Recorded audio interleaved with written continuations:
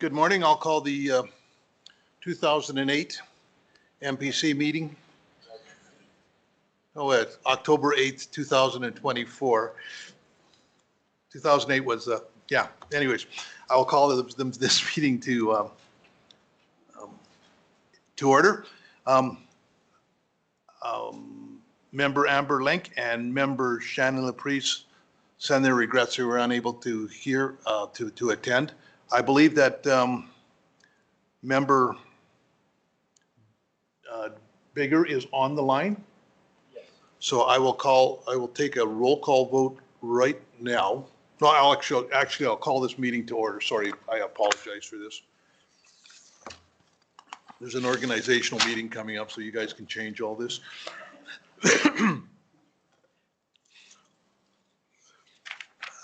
The Municipal Planning Commission is conducting this meeting in person and via conference call in accordance with the Municipal Government Act, Section 199. Council chambers is now open for public attendance in person. However, members may still join meetings remotely using our current teleconference process. As per Wheatland County Policy 7.13, members of the public are not permitted to speak unless the commission agrees to hear from them.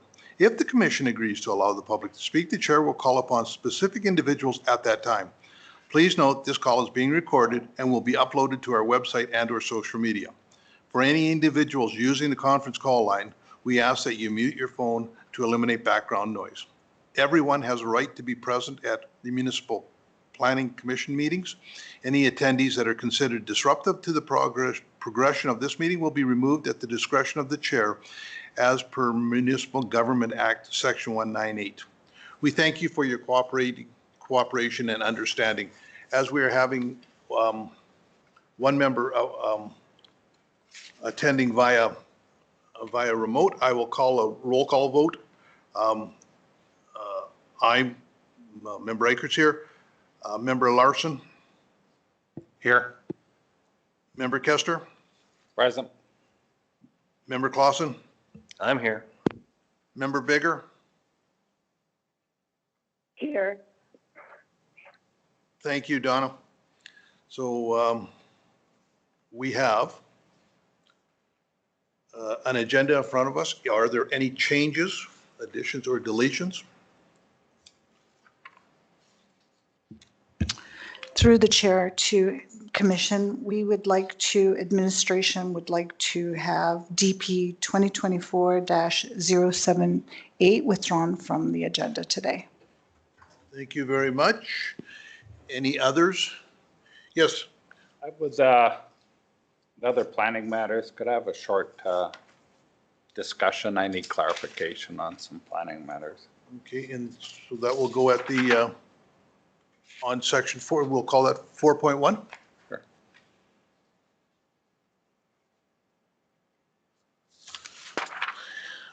If there's nothing else, can I get a motion? I'll move over. Thank you, Member Kester. I will call roll call vote. Member Eichert's in favor. Member Clausen? In favor. Member Kester? Favor. Member Larson? In favor. Member Bigger? In favor. That is passed. We have the unapproved minutes of September 10th, 2024. Are there any corrections? I'll move as presented. You'll move as presented. Thank you, Member Clausen. Member Eichert is in favor. Member Clausen? In favor. Member Kester? In favor. Member Larson? In favor. Member Bigger? In favor. That is passed. That means we will now move on to development permit applications. Take it away, Suzanne. Good morning. I'm Suzanne Hayes, Development Officer with Wheatland County. I have one application to present this morning, beginning on page 42 of the agenda package. It is for dwelling manufactured type 2. The location plan is on page 48. It is located approximately 9.6 kilometers southwest of Nameka, 1.6 kilometers east of Highway 817, northwest of the intersection of Township Road 230 and Range Road 251. Circulation map is on page 53. We circulated to adjacent landowners plus or within 1 mile. We did not receive any responses. To agencies, we circulated to Alberta Transportation. They said the proposed development does not fall within the permit area of a provincial highway, so no roadside development permit was needed. Internally, the manager of operations said a new gravel approach application will be required. And the Agriculture and Environment Department said they have no issues, but be aware that the land is designated as a preservation site and has a significant wetland value. So upon asking for clarification on that, they said it's a layer on our web map, so they provided that comment. They think it's just for awareness. Maybe it's wetter in the area or has different soil types. So no major concerns. Pages 49 to 51, we have the site plan and some aerial photos. Some details, this application proposes to move a 72 by 14 manufactured dwelling constructed in 1994 as the first residence to be located on the parcel.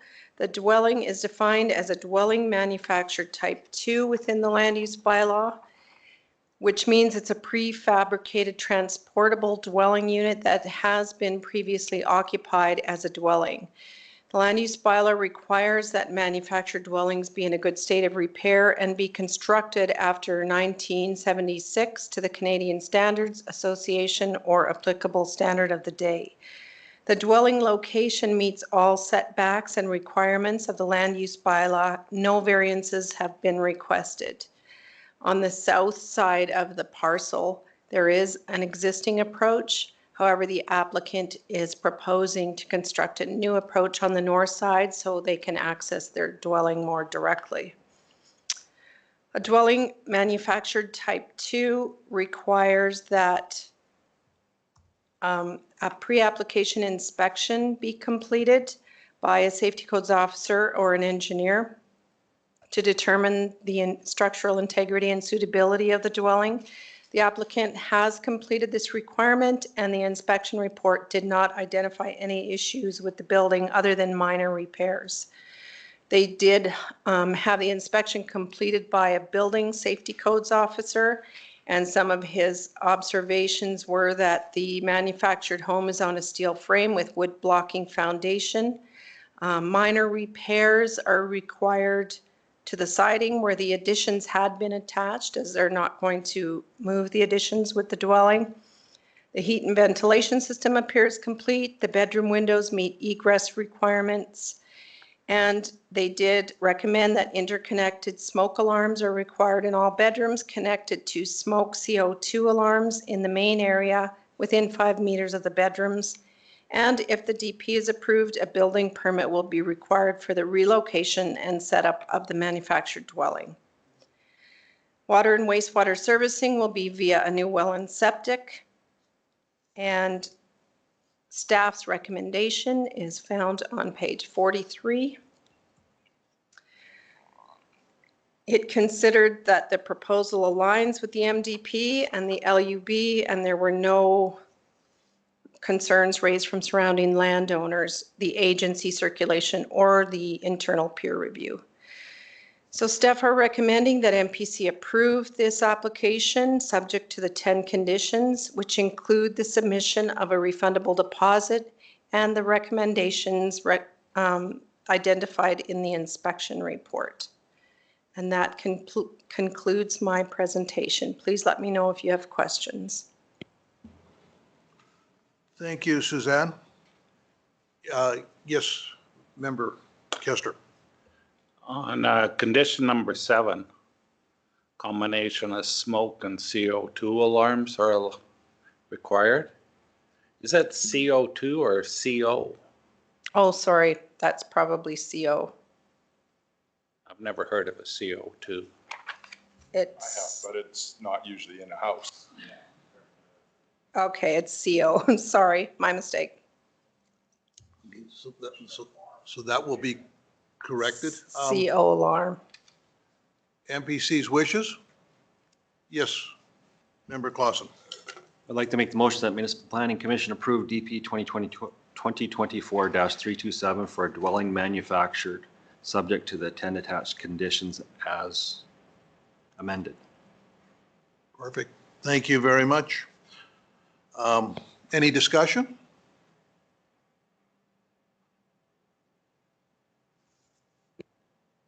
Seeing and hearing none, I will call the vote. Member Eichert is in favor. Member Bigger,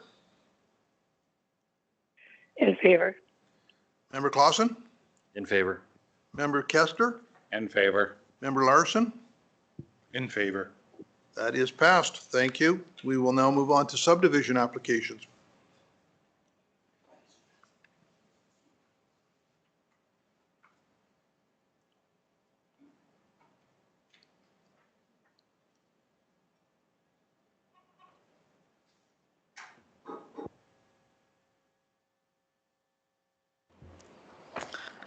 Good morning, Jessica Russell with Development and Planning Services, presenting the next three subdivision applications.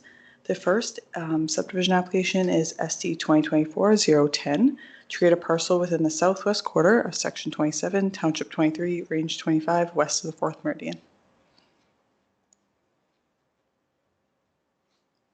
The subject lands are located 5 kilometers south of the town of Strathmore, 400 meters north of Township Road 234 on the east side of Range Road 253.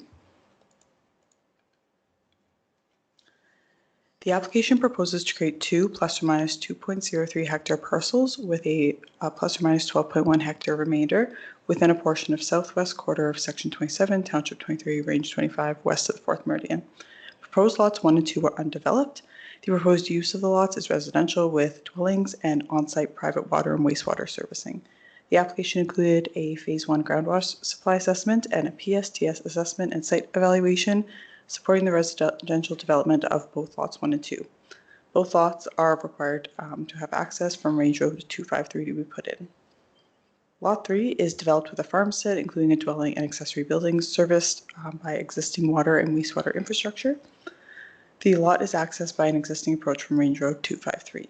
The proposal is consistent with the applicable statutory and non-statutory plans, including the agricultural policies within the MDP, which aim to minimize fragmentation and subdivision of agricultural lands and maximize contiguous agricultural lands. The proposal results in 5 parcels within the quarter section. The proposed lot configuration of Lot 3 is a panhandle with a 20-meter wide portion, including an existing private driveway to access the parcel. The MDP typically does not support panhandle-shaped lots. However, Lot 3 has an existing driveway to the site, while Lots 1 and 2 will have separate approaches or may share an approach, limiting the concern from having multiple dwellings using a single access point. Administration recommends the provision of an access right-of-way plan be prepared and respective easements prepared and registered on title to ensure access to the parcel. Further, administration recommends entering into a road acquisition agreement with the owner for the easement area to ensure future access to the parcel.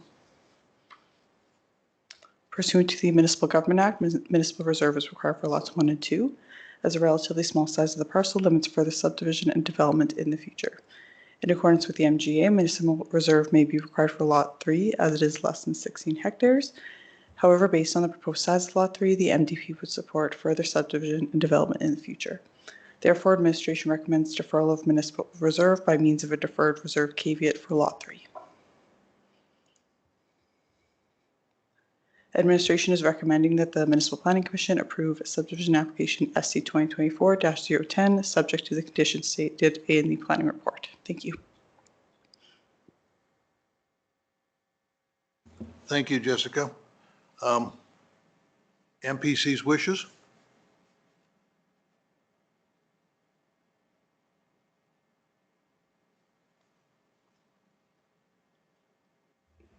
Yes, Member Clausen.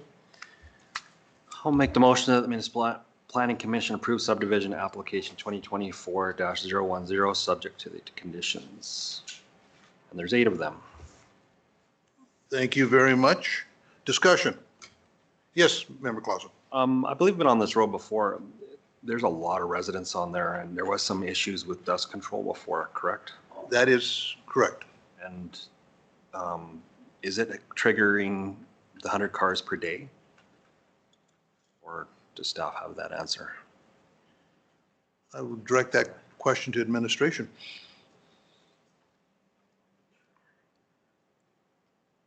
The vehicle count, is it high? Like, it should be fairly high. There's a whack of residences on there. Yes. Yeah. Just wonder if something we should look at in the budget in the future to maybe upgrade that road or something. As I remember, I believe that administration is looking at doing another car count on that road from both directions, from both Glenmore Trail and Ranger or Township Road 240. I'm not sure. Are they doing a count? Are they doing a count of the, they're not? Whichever road this is on.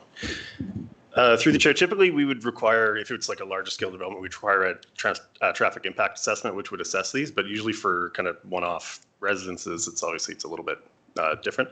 I don't believe we're doing the study on that road just for like an overall background traffic. Obviously residents can, to pay to have their own dust mitigation applied. I don't know. That's all I really have. Sorry. I was more looking for, we do have tools in our toolkit here to do car counts just for budgeting and stuff for in the future. If the impact that we've had, or you've had complaints, I guess, of residents, and I've talked to them too, just dust in the area. And I think it's if we have the car counts to match that, it's just something we can have the public works staff look into or something. Through the chair to the commission, I'm not sure how they monitor, if it's based on complaints and then it triggers the traffic count, but we'll follow up with There is a roads and policy. we'll follow up with them on this particular road as well as what that process is. Perfect. Thank you. Does that answer your question? Yep. Just as long as we have it for future, because it's just gonna add to it. So On it doesn't have anything to do with very much. On page 68, under the FOIP section, there's a FOIP, the first paragraph underneath that, the number is wrong there. I don't know, it doesn't change, really doesn't. It should be 29.8 as opposed to 39.8. So that's just basically it's just there to show you that I've read this. Yeah.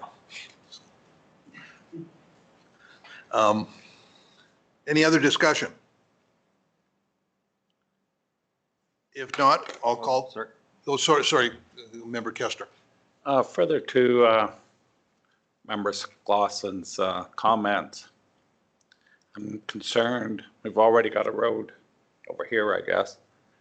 We put dust control on because there was 100 and excess traffic per day.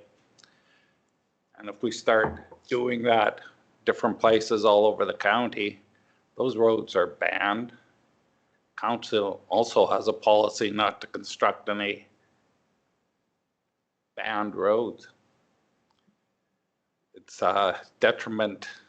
As you sit here, all the big trucks rolling down the road, they got to get to the highway someplace. What's the county's policy going to be? Are we going to start banning roads and moving trucks off of those roads? How's that going to affect the agriculture that's been here? The only way we can do that is by paving it. I think that requires a discussion for sure. I know it's kind of related. In Redlands, council is very reluctant to, they wanted water, be treated like other hamlets. We all know the discussion. But in the end, we come up with a policy, an improvement thing. So if everybody agreed 75%, we would have an improvement tax. And in that case, it was water. This case, it could be paving a road. It could be, it's an improvement just for them. But I'm thinking, I would like to see it at least at a committee of the whole meeting and some backup, because it's going to have serious consequences. I've went through a bunch of banned roads in the county before, and we ended up tearing a lot of miles of it up. No, that's a very good discussion. I think it's like having parameters, because that road there is 99% of it is sort of residential acreage traffic on it. There's very little very little farmland that is accessible off of that road. Most of it is pasture land. It's not the best land in the county, but yeah, no, it's a good discussion because you're 100% right that this could cause problems going into the future. Any other discussion? Seeing none, I will call the vote. Member Clausen? In favor. Member Kester? In favor. Member Larson? In favor. Member Bigger? In favor. And Member Eichert is in favor. That is passed. We're on to subdivision 2024-011.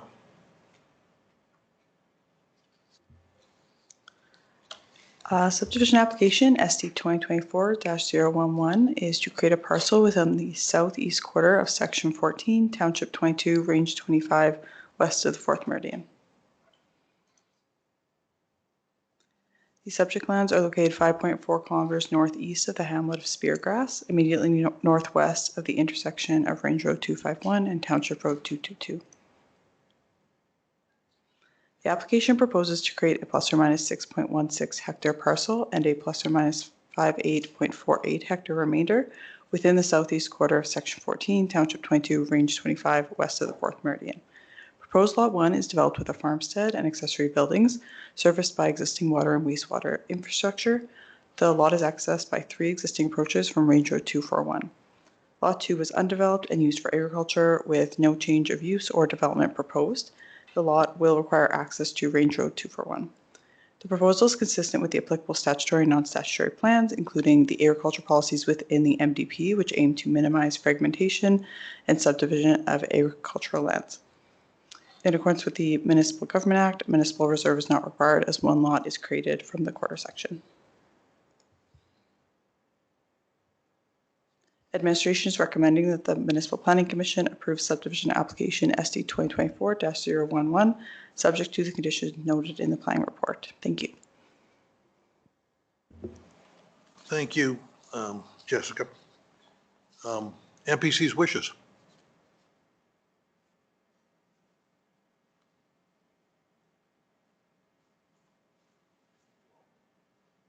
Can't do all of them. Yes, Donna.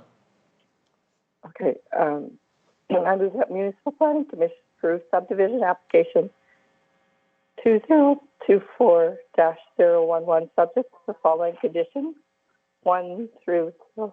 That's 1 to 7. Thank you. Thank you. Thank you, Member Bigger. I understand that was very difficult. I'm not going to ask you to repeat yourself. I love the team spirit. Even though you're not feeling well, you attend these meetings. Thank you very much. Any discussion? Seeing and hearing none, I will call the vote. Member Bigger? In favor? Member Eichert's in favor. Member Clausen? In favor. Member Kester? In favor. Member Larson? In favor. That is passed. We will move on to SD 2024-013. The final subdivision application, SD 2024-013, proposes to adjust the boundaries between Lot 1, Plan 9510636, and southwest quarter of Section 14, Township 24, Range 23, west of the 4th Meridian. The subject land is located 10.5 kilometers southwest of the village of Standard, immediately northeast of the intersection of Range Road 232 and Highway 1. The application proposes to adjust the boundaries of the subject lands, resulting in a plus or minus 2.06 hectare parcel and a plus or minus 60.41 hectare parcel. Proposed Lot 1 is developed with a residence and accessory buildings serviced by existing water and wastewater infrastructure. The lot is accessed by an existing approach from Range Road 232. Lot 2 is undeveloped and used for agriculture with no changes of use or development proposed. The lot is accessed by 2 existing approaches from Range Road 232. The proposal is consistent with the applicable statutory and non-statutory plans, including the agriculture policies within the MDP, which aim to minimize fragmentation and subdivision of agricultural lands and maximize contiguous agricultural lands. In accordance with the Municipal Government Act, municipal reserve, is not required as one lot is created from the quarter section. Comments were received from the Alberta Ministry of Environment and Protected Areas regarding an area located on Lot 1 that is considered a Crown-owned bed and shore of the creek on the subject lands. The land noted may be surveyed out of Lot 1 and submitted to the county with their final plan of survey. There is no proposed change of land use or development of the subject lands, therefore no additional assessments are recommended at this time. Administration is recommending that the Municipal Planning Commission approve subdivision application SD 2024-013, subject to the conditions noted in the planning report. Thank you. Thank you, Jessica. MPC's wishes. Yes, Member Kester. I'll move that the Municipal Planning Commission approve subdivision application SD 2024-013, subject to the following conditions 1 through 6, I believe, yeah. Thank you. Discussion. Yes, Member Kester, or Member Clausen, sorry. No worries. I don't think it's an unnamed creek. That's Crowfoot Creek going through there, from what I know. But just for information. But I have no problem supporting, that's Crowfoot Creek going through there, that property. Goes by the Crowfoot Hall. Yeah. Anyways. Okay. Yeah. It's been there forever, so. Okay, that would. Water flowing through it year round. I have no problem supporting this. Okay, thank you. There's no other discussion. I will call the vote. Member Clausen, In favor. Member Kester, In favor. Member Larson, In favor. Member Bigger, Favor? and Member Eichert is in favor. That is passed. We will now move on to 4.1, a planning discussion brought forward by Member Kester. Yeah, I think it's more of a question for staff. I received a phone call from an outside party, realtor, I believe. And he was helping somebody get a real property report. So the scenario was, it's an old farm, been farmed for forever, quarter section piece of land, got some buildings on it, old granaries, old shop, and a house, older too. And the farmer got older and he subdivided it, it was fine, and he lived there. And now somebody else owns it and they want a real property report for whatever reason. I'm thinking to sell it. But at any rate, we get them in here all the time. They need a variance. They're too close. This building's too close. And I thought that was as far as it went. But this guy tried to tell me that all the buildings need building permits now. And they need inspecting. And I thought, I don't think that's true, but I'm just throwing it out there. I can see if there's a change of use, if he's got an old barn and he wants to turn it into a restaurant, that would require an inspection, I'm sure. But just to sell it outside of the variances, I don't know if we need building permits and all that kind of stuff. Through the chair to the commission, real property reports are not required by the county. It's a service we provide. It is an issue that a bank and a realtor and the lawyers do over requirements of whether it's the title for insurance. But we only review the real property report in compliance for setback, that it meets the current land use bylaw. We will let them know if there are variances you mentioned about setbacks being incorrect or whatever, we'll mark it, but we won't sign it if those are incorrect. We'll just say that it doesn't comply and tell them which buildings don't comply. It's up to the, yes, but it's up to them if they want a signature to get the variance. When it comes to building permits, they will let them know, but we do not force landowners to go out and get all of that.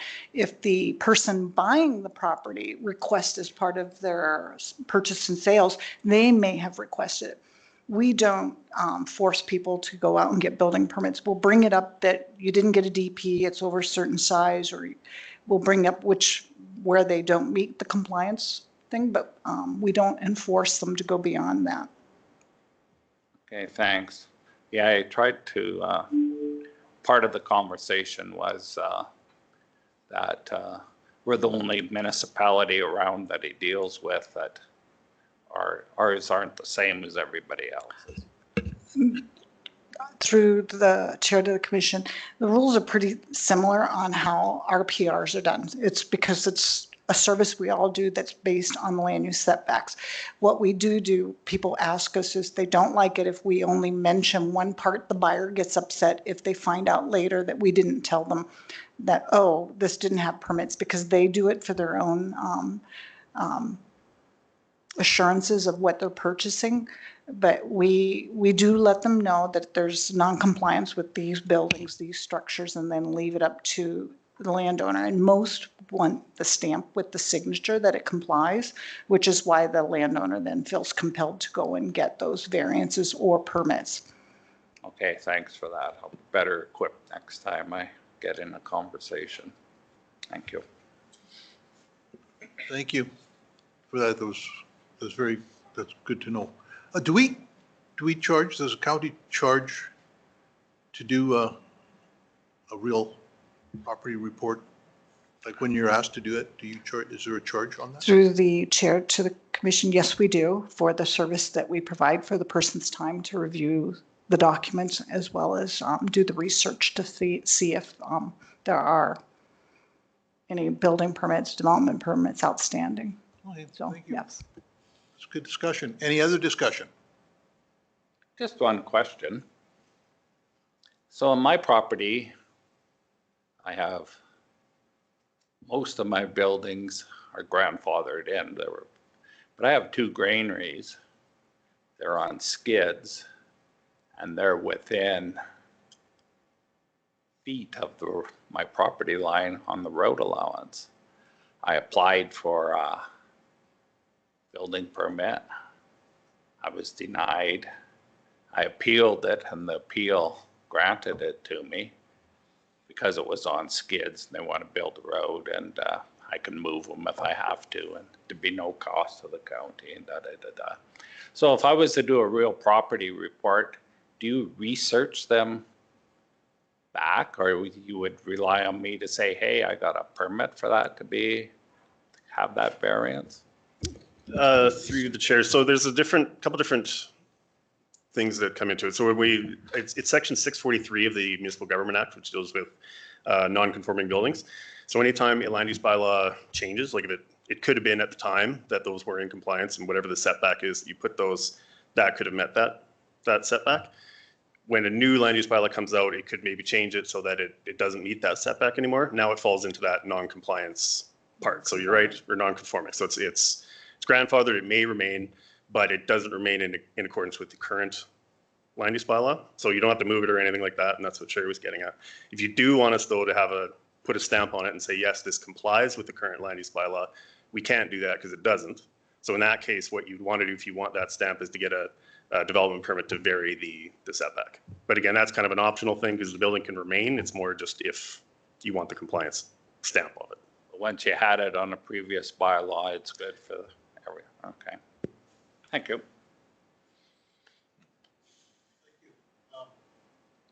Good discussion. Any other discussion? If there's no follow-up, I will adjourn this meeting. Thank you, everybody. Thank you, Donna.